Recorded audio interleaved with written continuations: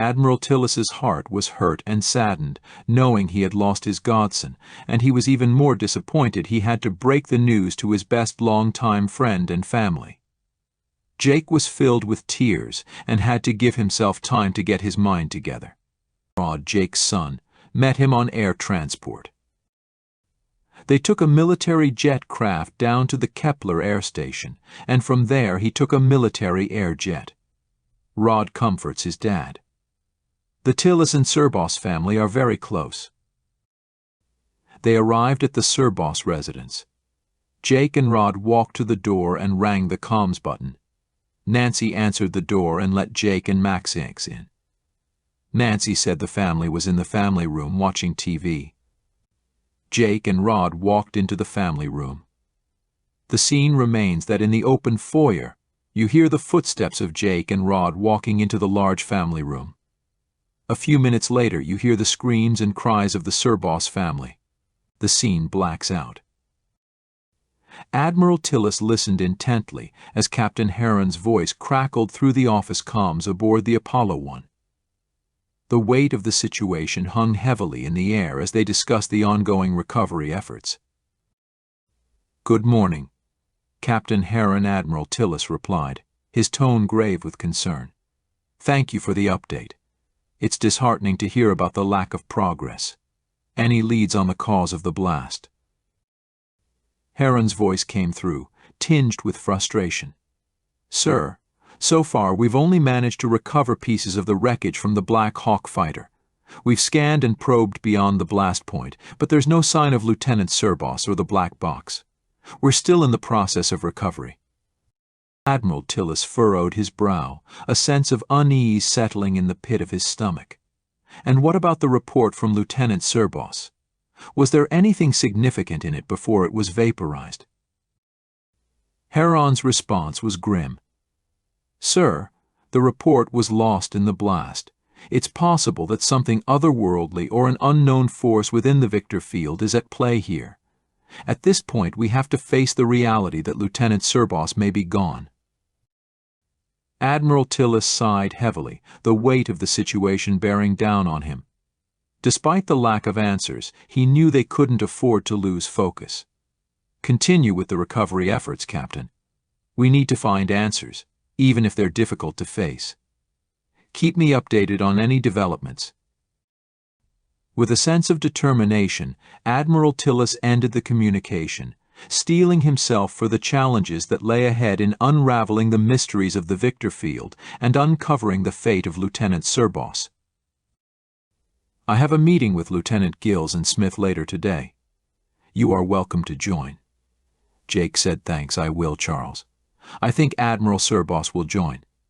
Captain Heron said the meeting is at 11 a.m. this morning. Their call ended.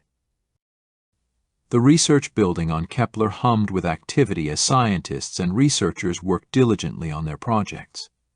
Among them was Regina, immersed in her work at a research computer, her focus unwavering until the entrance of a familiar figure disrupted the calm. "Good morning," Admiral Serbos, a voice greeted as Big Boss entered the room. Regina, turning with a bright smile, echoed the sentiment with genuine warmth, her excitement evident in her expression. But the jovial atmosphere shattered as Big Boss approached, his somber demeanor casting a shadow over the room. A concerned voice from the lab called out, sensing the shift in mood. With a heavy heart, Big Boss enveloped Regina in a tight hug, seeking solace in her presence. Her cheerful demeanor faltered as she sensed the gravity of his embrace. "What's wrong?" Regina's voice quivered with concern, her smile fading as she repeated the question, her eyes searching his for answers. In a trembling voice, Big Boss delivered the devastating news. He silently said that Alex was no longer with us, he was gone. Regina's world seemed to crumble around her as she processed the words. Shock and disbelief painted her features before giving way to raw anguish. With a piercing scream, Regina collapsed, overwhelmed by the weight of her grief.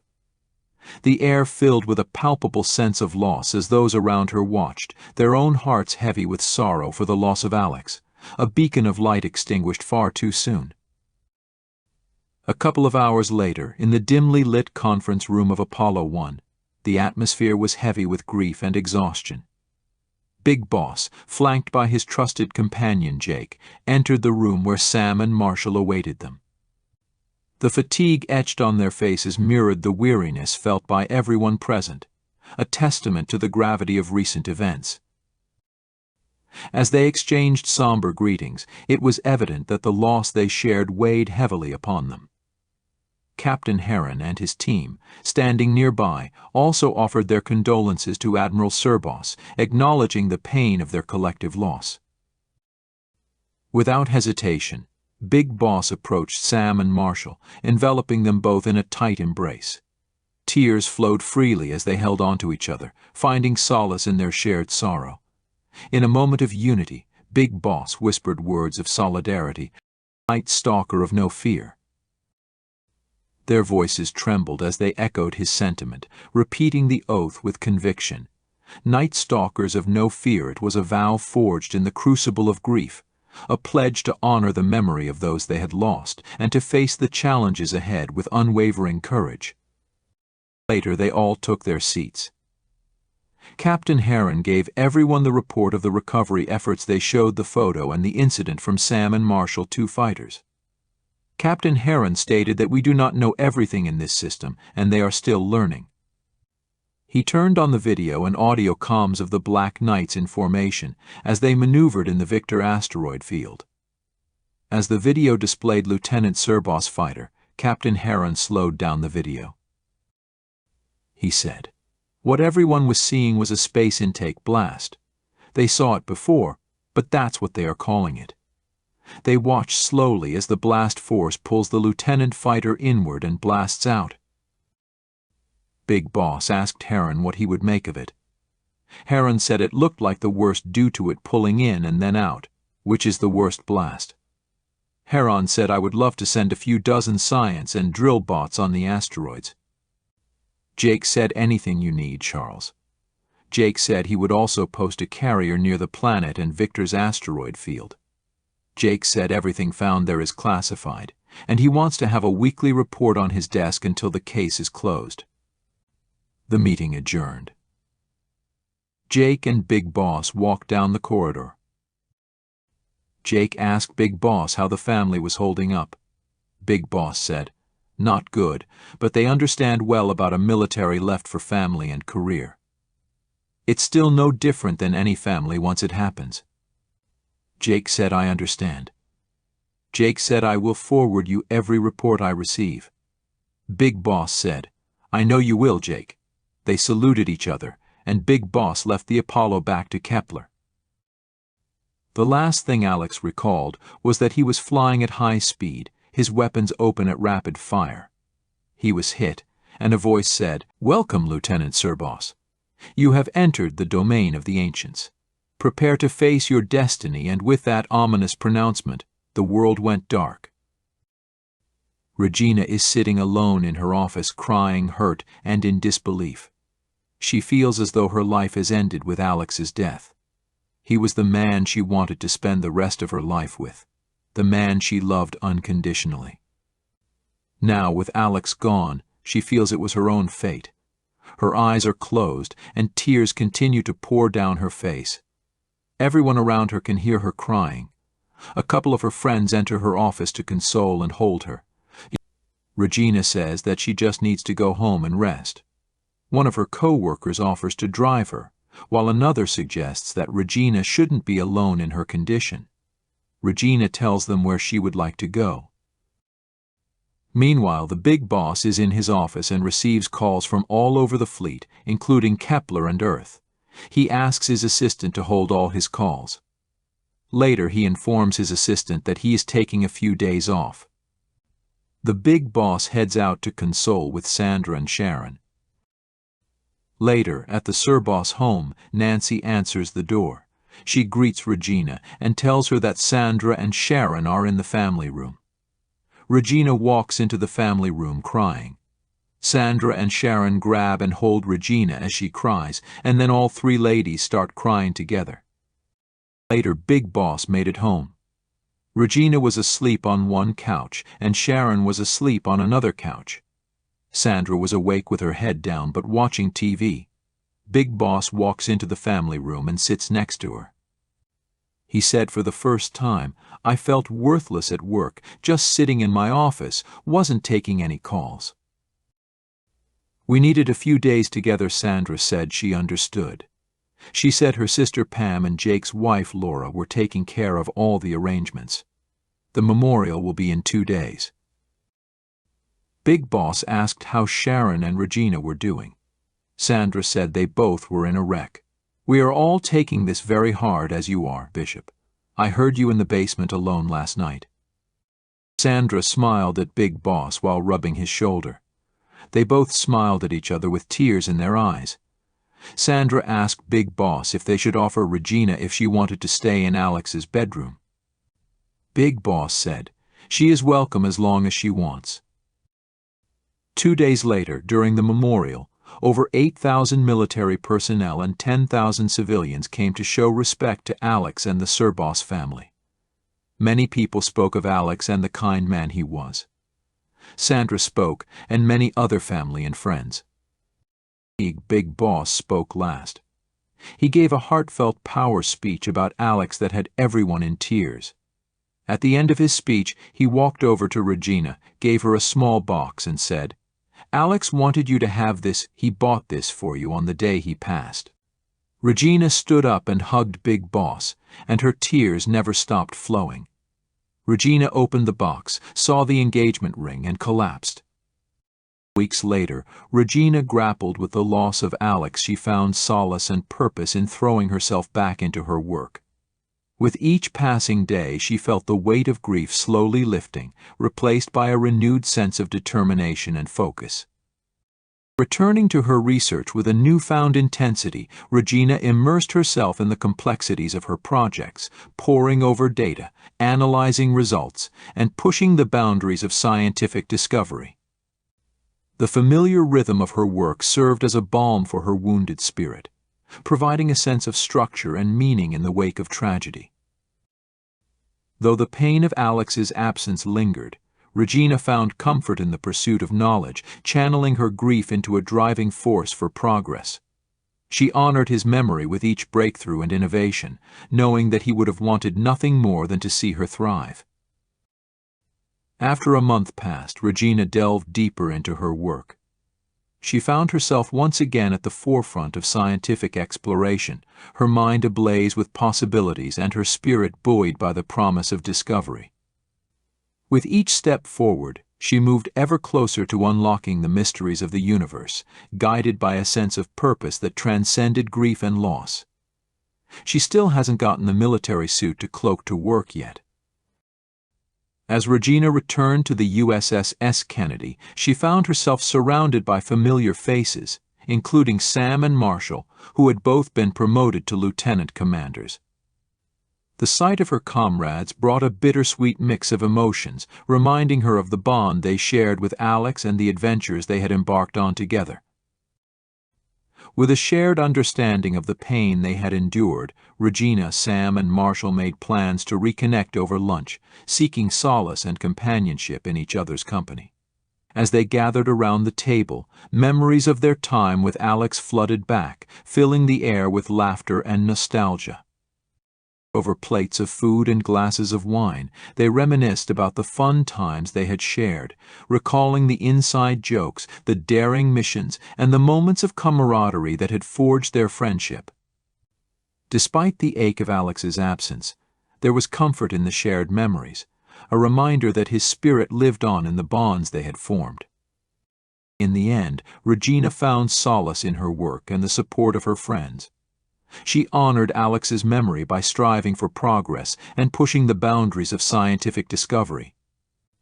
Though the pain of Alex's absence remained, Regina knew that she was not alone in her grief and that the love and bond she shared with Alex would always endure. Admiral Jake Tillis and Admiral Bishop Serbos have been holding meetings to discuss the future of the Apollo fleet. Jake's masterminded plan for the Apollo fleet and the development of Kepler holds immense potential for economic growth and population management. By harnessing Kepler's resources, particularly through trade and acquisition, Earth can alleviate its population pressures while tapping into the wealth of the distant worlds. The strategic transformation of the Apollo ships into fleet stations is a significant step towards establishing a permanent presence in Kepler orbit, enabling ongoing trade and resource extraction operations. This expansion bolsters Earth's economy and paves the way for Kepler's development as a hub for education, military growth, and retirement. Jake's optimism about attracting more people to Kepler underscores the potential for the planet to become a destination for individuals seeking opportunities beyond Earth. The establishment of shipyards in orbit and on the ground further enhances Kepler's appeal by creating job opportunities and fostering economic growth. The laughter shared between Jake and Big Boss at the prospect of utilizing Earth's resources to fuel Kepler's expansion speaks to their confidence in the plan's viability and their shared vision for the future. Jake also said Earth is planning another Apollo deployment for a new system within 2 years. Big Boss said that would be awesome. Big Boss and Jake later ended their meeting. Later, Big Boss walked over to the research center next door to see Regina, hoping they could have lunch together. He wanted to check on her after the death of Alex, and it would be great to spend some time with his almost daughter-in-law. Regina informed him that things were going well at work. She also asked if it would be possible to come over this weekend and if everyone would be home. Big Boss agreed and said he wanted to try out his new grill. Captain Heron is now on the phone with Jake. Jake asked, "Do you have anything for me?" Charles said we swept that area for 6 weeks. You read the weekly reports that we sent. The scheduled fighter is still patrolling Victor Field. Everything is all clear. Jake said, "Well, we will pull back the carrier and replace it with a cruiser for now." Captain Heron said he would send Jake his final report. As of this point, they will close Lieutenant Alexander Serbos's case. Jake agreed, and they ended the call. The last thing Alex recalled was that he was flying at high speed, his weapons open at rapid fire. He was hit, and a voice said, "Welcome, Lieutenant Serbos. You have entered the domain of the ancients. Prepare to face your destiny," and with that ominous pronouncement, the world went dark. Later, Alex was found in a sanitized room, a depressurized room being observed through black glass windows. Next, he recalled. Many monitors, computer systems, and other electronics hum with activity inside the room. 4 enigmatic figures, unmistakably alien in their appearance, glide through the room. One of them, with a deliberate slowness, begins to undress and scrutinize the human body. A small sample of hair, skin, and blood is delicately extracted. The eyes are meticulously scanned. A translator device, boots, and a black helmet are removed, and each item is taken to a separate room. The aliens depart, leaving a body on the table. As the view of the room expands, the body is revealed to be that of Alex Serbos. When Alex regains consciousness, he finds himself in a room devoid of doors or a floor, with only a tray of vegetables for consumption. The passage of time is a blur. A week later, we find Alex unconscious on a table.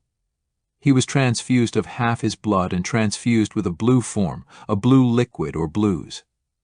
Later, still confused with time, he was again placed in a room with no floors and walls.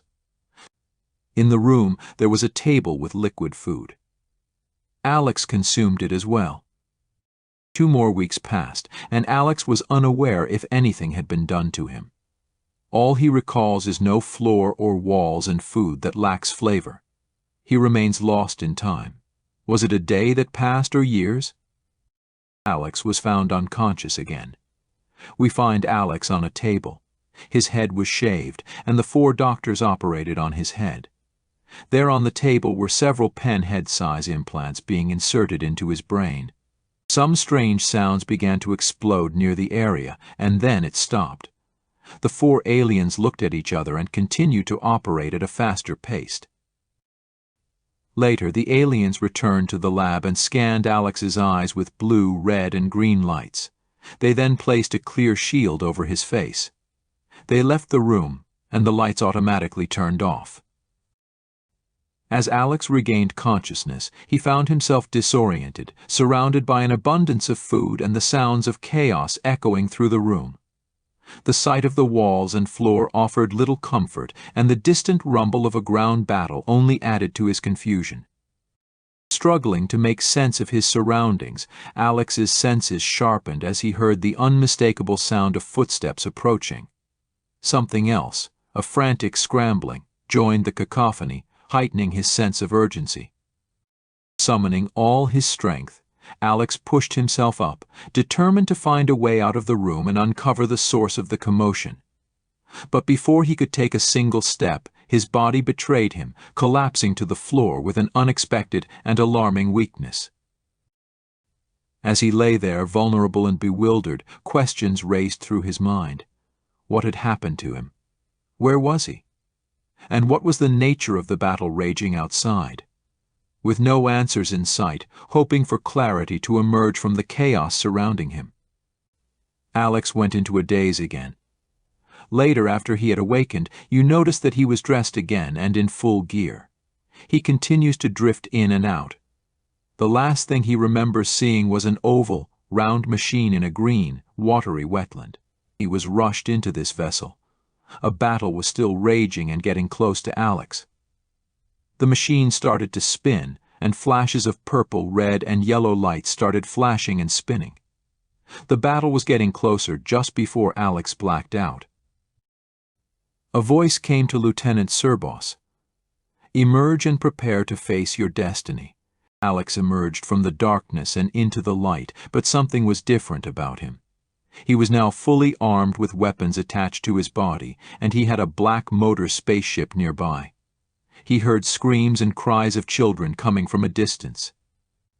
As he looked around, he saw that a tall, lizard-like creature was attacking the town. Many creatures were attacking from the ground while an air bombardment tore through the city. Alex quickly flew into the city as the creature broke through the blockades. He jumped from his space jet and landed on the ground, only to notice that red blood covered the streets.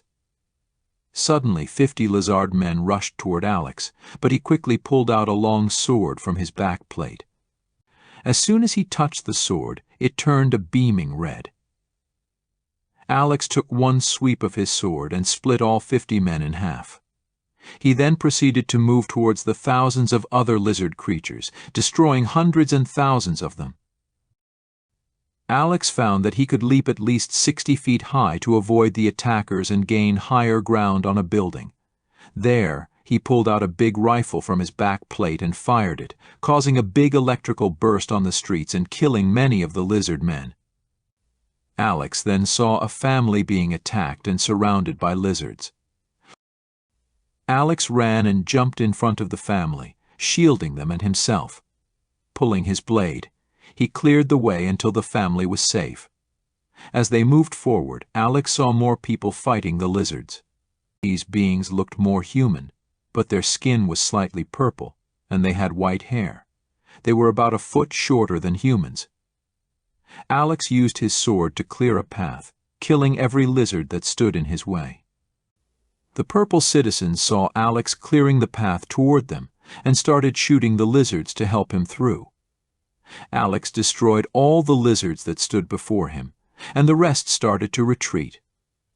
Somehow, Alex understood what the purple people were saying. Alex discovered that the purple people were known as the Bonsolans, while the lizards were called Zykonans. The Bonsolans had once ruled a faraway galaxy called Solman, which was eventually conquered by the Garantines Alliance. The Zykonans were a pack of dogs obeying the Garantines' orders, armed with deadly claws and bites.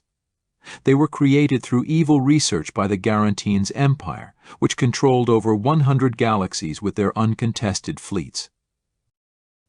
Alex was curious to learn more about this world and the universe. The Bonsolans' leader, Tazi, advised Alex to move as far away as possible.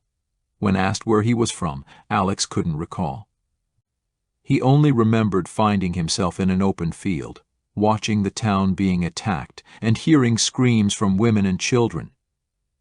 Alex asked if the Bonsolans were planning to stay and fight, but Tazi said they were moving to a far-off solar system to escape and live free. Though billions of Bonsolans existed, they were scattered across the universe. Tazi thanked Alex for his help, addressing him as all-powerful Alex, but Alex humbly replied that he was not a hero, only willing to help when needed.